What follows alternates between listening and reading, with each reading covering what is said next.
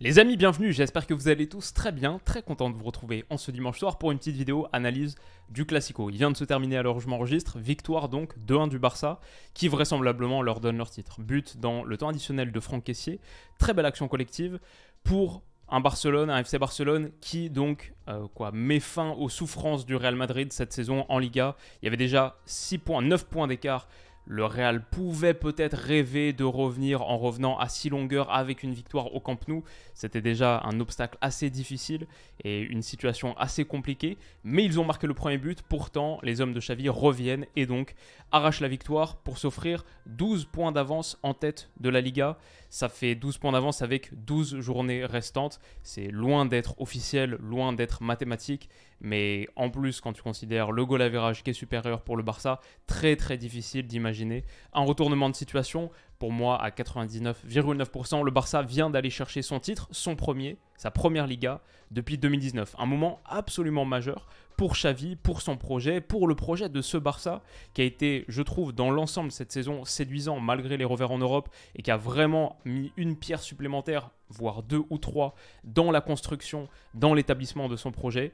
Cette victoire contre le Real Madrid, encore un Classico remporté cette saison, elle signifie beaucoup de choses pour ce Barça. Donc on va l'analyser, on va revenir sur les éléments forts de ce match, les temps forts, et après peut-être tirer quelques conclusions.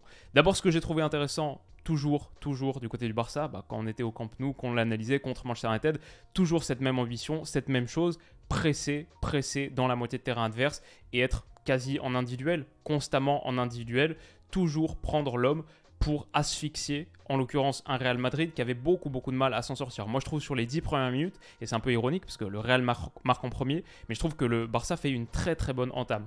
Avec ici Pedri qui vient chasser Eder Militao, on voit le marquage individuel comme je l'ai souligné, et Frenkie de Jong par exemple, tac glissé sur Luka Modric. Ça c'était un vrai beau duel, un vrai beau match dans le match entre les deux. Et derrière, le Barça se procure une très belle situation. Après avoir récupéré ce ballon haut, tout de suite, Busquets, qui peut allonger, qui peut ouvrir, ballon oblique très bien mis ici, sur Rafinha, sa tête croisée, trouve Thibaut Courtois, et c'est déjà son deuxième arrêt dans le match. Barça qui a attaqué très fort. Et on le voit ici, à nouveau, grâce au plan large du Camp Nou, qui est très utile pour lire ce genre de situation. Pressing avec la ligne défensive à la médiane, mais vraiment à la médiane. Et chacun qui a son homme, qui a vocation à prendre un gars, même Sergio Busquets, qui n'est pas le meilleur pour défendre les grands espaces dans son dos, et il va sortir sur Luka Modric et même très bas. Je ne sais pas si j'ai inclus la capture d'après, mais voilà, il est là, prêt à bondir, prêt à jumper pour le prendre et derrière, ça, le Real Madrid qui est obligé de jouer derrière, et ça va faire un ballon gagné très haut. Alors du coup, c'est presque un peu étrange de voir le Real ouvrir le score, mais peut-être qu'on peut souligner le rôle d'un gars là-dedans, c'est Camavinga. Moi, je trouve que Camavinga, depuis quelques matchs, dans ce rôle de milieu de terrain, bien mieux que latéral gauche, même s'il dépanne bien, etc. Dans ce rôle, dans l'entrejeu, sa vraie fonction, je trouve qu'il apporte beaucoup de choses. La complicité, la liaison avec Karim Benzema, qu'on a vu à plusieurs reprises, qu'on a vu récemment en Europe, contre Liverpool, mais aussi, là, par exemple, un ballon, il ouvre, ok, le jeu est là, c'est assez clair, mais derrière, il y a l'appel dans la profondeur pour faire mal. On donne et on sollicite dans la profondeur. Camavinga toujours très mobile, beaucoup de propositions, et c'est ça qui va amener à l'action qui amène le but. C'est son appel qui est servi ici par Nacho qui n'était pas très tranchant, c'est pas son profil, mais pour autant qui sait reconnaître un bon appel quand il est fait dans la zone qui est menaçante, qui est dangereuse, avec Ronald Araujo qui était latéral droit, Koundé défenseur central, pour contenir Vinicius, un peu ce qui avait été fait sur les précédents Classicos, donc pas si surprenant comme Araujo contre Rashford théoriquement contre United, bref à l'époque on en avait parlé. Camavinga donc qui se propose dans cette zone, qui va trouver Vinicius en retrait. Bon là, il n'y a pas grand chose à faire. Pour autant, ça c'est un peu la fin de l'action. C'est plutôt pas mal défendu par le Barça. Et si vous avez vu l'action, si vous avez vu le match, si vous avez vu ce but, je crois que c'est le but le plus malchanceux que tu peux encaisser sur un centre en retrait de Vinicius. Il y a juste Karim Benzema, c'est le seul mec dans la surface à la réception potentielle du centre. Et la déviation...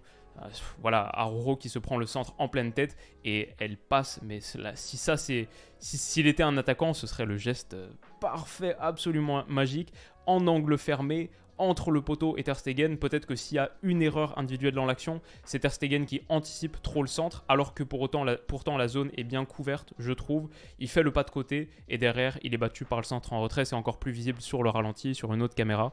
Mais voilà ce que je peux dire sur ce but. Honnêtement, pour moi, un but qui vient vraiment contre le cours du jeu et qui pour autant, et on voit même Vinicius qui célèbre très fort, et Araujo il a un petit rictus, un petit sourire en mode mec pourquoi tu célèbres, c'est moi qui ai mis cette tête magique, c'était le duel aussi, un des matchs dans le match.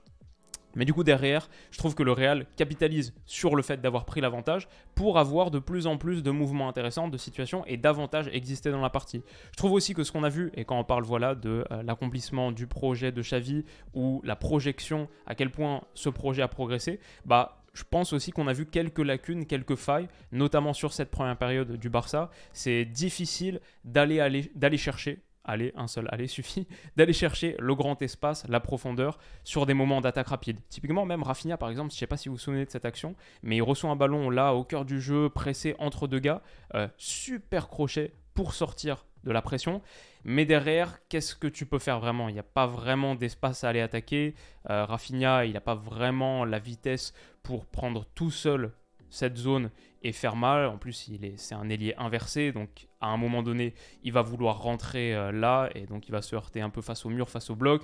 Lewandowski ne peut pas vraiment prendre la profondeur, et il n'y a pas de soutien d'un éventuel latéral droit, parce que le latéral droit sur ce match, c'était Ronald Araujo, et on voit finalement un peu plus loin sur l'action. Bon, il est obligé de revenir. Après, c'est aussi, je pense, assez cohérent avec le projet de Xavi. Le projet tactique, je veux dire, c'est que quand le Barça récupère, tu n'es pas forcément en train d'aller chercher les contre-attaques, les transitions, ça reste le Barça. À la récupération, le but c'est plutôt de lancer une nouvelle phase de possession, d'aller s'installer dans le camp adverse. Mais je trouve que sur certains moments, ça a manqué. Peut-être on peut dire, allez, ce serait pas Barça, très Barça de toute manière, d'aller attaquer les grands espaces et d'être une équipe de transition absolument, mais au moins un petit peu de percussion et de tranchant sur la largeur, du dédoublement, typiquement d'un vrai latéral droit, parce que derrière tu te retrouves obligé de centrer. Il n'y a même pas quelqu'un auquel tu peux mettre là pour le centre en retrait, ce qui ça ressemblerait déjà plus à un Barça classique, un peu vintage quoi. C'est Rafinha qui sur son pied ouvert comme ça parce qu'il est cet ailier inversé, cherche le centre, un peu désespéré parce qu'honnêtement il n'y a pas vraiment d'espace dans lequel le mettre. Lewandowski est bien verrouillé, Militao c'est un très bon joueur de tête. Voilà, je trouvais que le Barça centrait beaucoup sur cette première période et c'était assez révélateur d'un manque de variété peut-être ou d'options pour faire plus mal avec des vrais centres, c'est-à-dire les centres en retrait, les vrais centres dangereux dans la bonne position avec du dédoublement. Typiquement là encore une fois sur un moment où t'attaques, tu peux mener une attaque rapide, il n'y a personne là pour aller infiltrer. Voilà, c'est pas pour critiquer Ronald Araujo, c'est juste que c'est un défenseur central. C'est un défenseur central qui est mis là parce que Xavi, son idée c'est plutôt contenir Vinicius, parce qu'il n'y a pas de super latéral droit à Barcelone.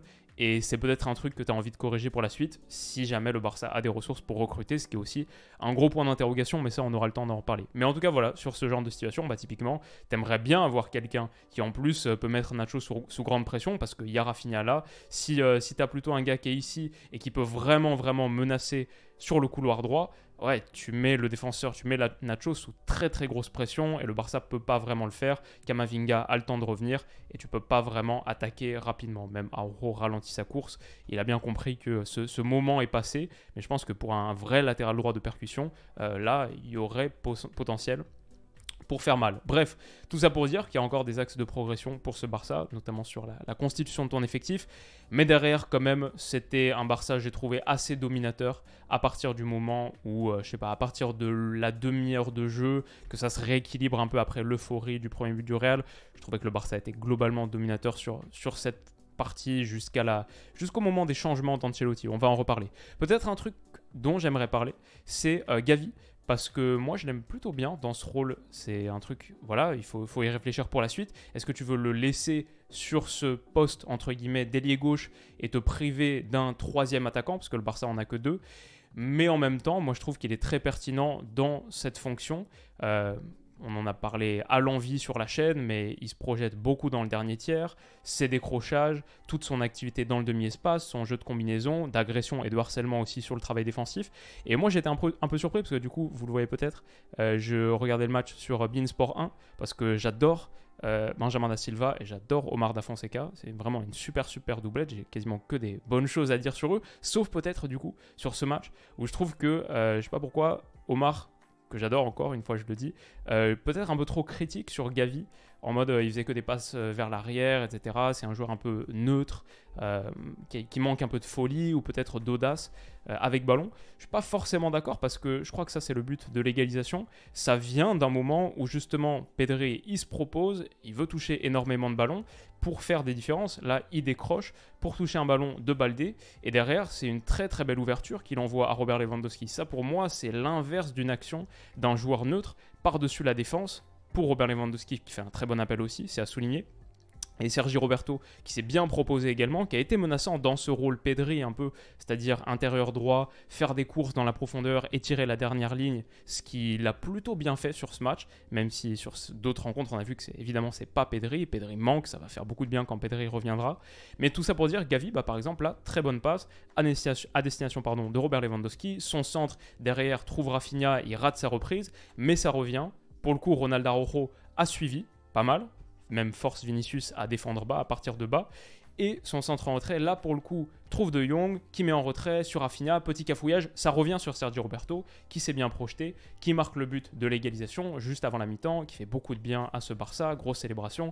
Derrière, on rentre et ça change totalement, sans doute, la physionomie et la texture un peu mentale de la seconde période. Mais voilà, à la base de ça, je pense, c'est important de ne pas l'oublier, il y avait une très très bonne action.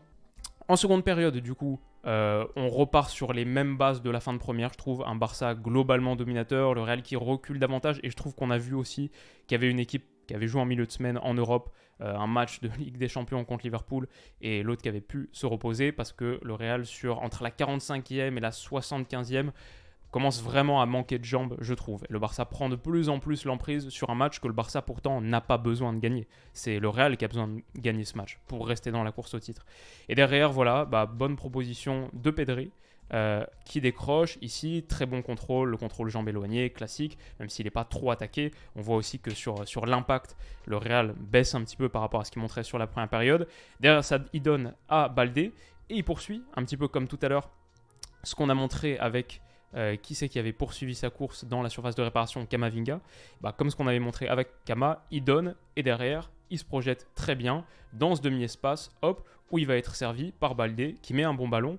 Et encore une fois, moi j'ai trouvé là un Gavi assez proactif, assez protagoniste, qui joue vers l'avant et qui essaye de faire des différences. Son centre en retrait est pas bon, il est coupé, mais il a proposé, il a même pris le dessus sur Carvajal dans ce duel, donc physiquement, il a tenu. Et ouais, c'était pas mal.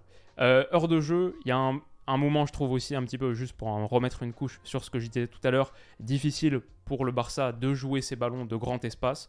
Il manque du tranchant, il manque de la percussion. C'est peut-être ça aussi qui manque en Europe, quand le tempo, quand le niveau athlétique grimpe encore un peu par rapport à ce qu'on voit jour après jour, semaine après semaine en Liga, peut-être que là il te manque un petit peu de tranchant dans la profondeur, typiquement sur un très bon ballon qui est donné pour le coup par Koundé par-dessus pour Robert Lewandowski. Au duel contre Rudiger, il a aucune chance et il se fait totalement mater. Il n'y a personne qui suit non plus, alors que pourtant, là face à une ligne haute, un porteur pas agressé, il y a un vrai bon ballon à mettre, à exploiter. D'autres joueurs dans cette situation feraient beaucoup plus mal ou seraient mieux accompagnés, deux gars qui peuvent faire mal. Et peut-être que ça, c'est un truc à réfléchir pour le Barça pour la saison d'après notamment, parce que là, ils vont être champions vraisemblablement. Mais c'est ça qui est intéressant avec ce Barça, c'est que ça semble être quand même on est quand même sur un des premiers étages de la pyramide, je pense, dans l'idée. Donc, je regarde aussi ce match au prisme des choses qui restent encore à corriger. Et du coup derrière, voilà d'autres situations, d'autres occasions qui s'enchaînent. Robert Lewandowski au second poteau qui a failli marquer un début de l'année. Superbe ciseau retourné, juste malheureusement ça passe à côté, il ne le reprend pas très bien. On voit que le Real souffre, tire la langue. Ancelotti fait un triple changement. Camavinga qui sort, Modric qui sort, Asensio qui entre, Ceballos qui entre et un autre gars aussi que j'ai oublié, Tchouaméni qui rentre. Et ça leur fait du bien, franchement, sur là 10 minutes, alors que Xavi n'a pas trop fait de rotation pour l'instant. Là, il commence à faire mal et ils auraient pu, honnêtement, le débrief qu'on pourrait faire de ce match pourrait être très différent parce qu'il marque un but qui est hors jeu de rien du tout. Pourtant, moi, je trouve que l'action, elle n'est pas super bien jouée. Rodrigo, là, ça combine bien avec Vinicius. Vinicius qui met un très bon ballon et qui, derrière, poursuit sa course.